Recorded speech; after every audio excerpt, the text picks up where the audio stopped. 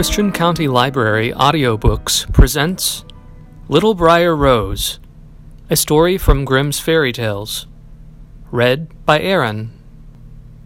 A long time ago, there were a king and queen who said every day, "Ah, if only we had a child," but they never had one.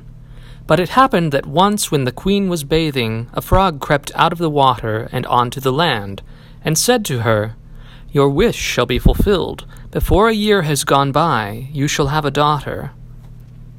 What the frog said came true, and the queen had a little girl, who was so pretty that the king could not contain himself for joy, and ordered a great feast. He invited not only his kindred, friends, and acquaintances, but also the wise women, in order that they might be kind and well disposed toward the child. There were 13 of them in this kingdom, but as he had only 12 golden plates for them to eat out of, one of them had to be left at home. The feast was held with all manner of splendor. When it came to an end, the wise women bestowed their magic gifts upon the baby. One gave virtue, another beauty, a third riches, and so on with everything in the world that one can wish for. When 11 of them had made their promises, suddenly the 13th came in.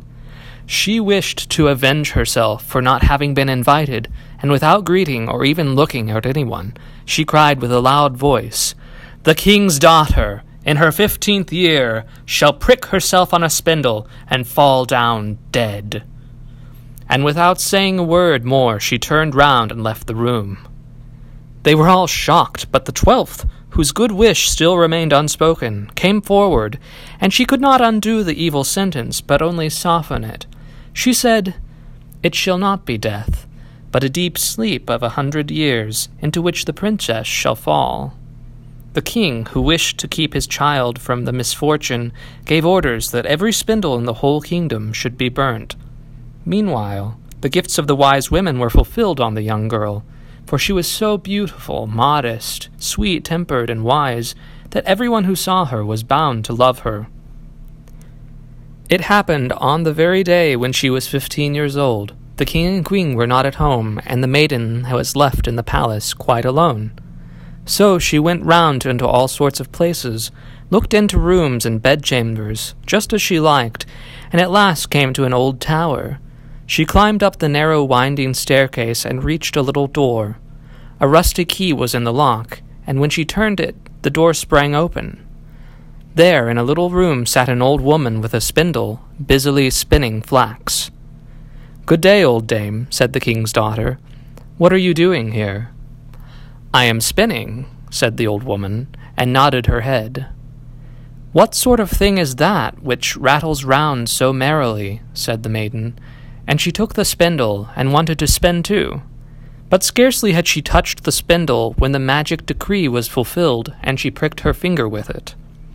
And in the very moment when she felt the prick, she fell down upon the bed that stood there and lay in deep sleep. And this sleep extended over the whole palace. The king and queen, who had just come home and had entered the great hall, began to sleep, and the whole of the court with them. The horses, too, went to sleep in the stable, and the dogs in the yard, the pigeons upon the roof, the flies on the wall. Even the fire that was flaming on the hearth became quiet and slept. The roast meat left off frizzling, and the cook, who was just going to pull the hair of the scullery boy because he had forgotten something, let him go and went to sleep.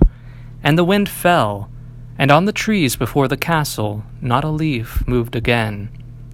But round about the castle there began to grow a hedge of thorns. Every year it became higher, and at last grew up around the castle and all over it, so that there was nothing of it to be seen, not even the flag upon the roof. But the story of the beautiful sleeping Briar-Rose, for so the princess was named, went about the country, so that from time to time kings' sons came and tried to get through the thorny hedge into the castle. But they found it impossible, for the thorns held fast together, as if they had hands, and youths were caught in them, could not get loose again, and died a miserable death. After long, long years, again a king's son came into that country. He heard an old man talking about the thorn hedge and the castle that was said to stand behind it, in which a wonderfully beautiful princess named Briar-Rose had been asleep for 100 years, and that the king and queen and the whole court were asleep likewise. He had heard, too, from his grandfather that many kings' sons had come and had tried to get through the thorny hedge, but they had remained sticking fast in it, and so had died a pitiful death. Then the youth said, "I am not afraid. I will go and see the beautiful Briar-Rose."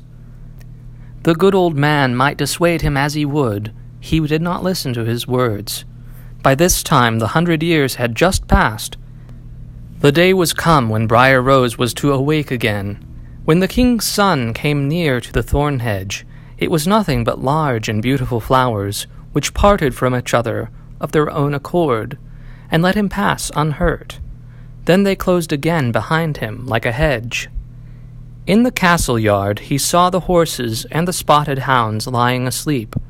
On the roof sat the pigeons with their heads under their wings, and when he entered the house, the flies were asleep on the wall, and the cook in the kitchen was still holding on to his hand to seize the boy, and the maid was sitting by the black hen which she was going to pluck. He went on further, and in the great hall he saw the whole of the court lying asleep, and by the throne lay the king and queen. Then he went on farther, and all was so quiet that a breath could be heard. At last he came to the tower, and opened the door into the little room where Briar-Rose was sleeping. There she lay, so beautiful that he could not turn away his eyes.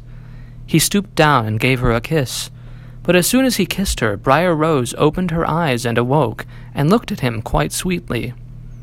Then they went down together, and the king awoke, and the queen and the whole court, and gazed at each other in great astonishment. The horses in the courtyard stood up and shook themselves. The hounds jumped up and wagged their tails. The pigeons upon the roof pulled out their heads from under their wings, looked around, and flew into the open country. The flies on the wall crept again. The fire in the kitchen burned up and flickered and cooked the meat. The joint began to turn and frizzle, and the cook gave the boy such a box on the ear that he screamed, and the maid plucked the fowl, ready for the spit. And then the marriage of the king's son and Briar-Rose was celebrated with all splendor, and they lived contented to the end of their days.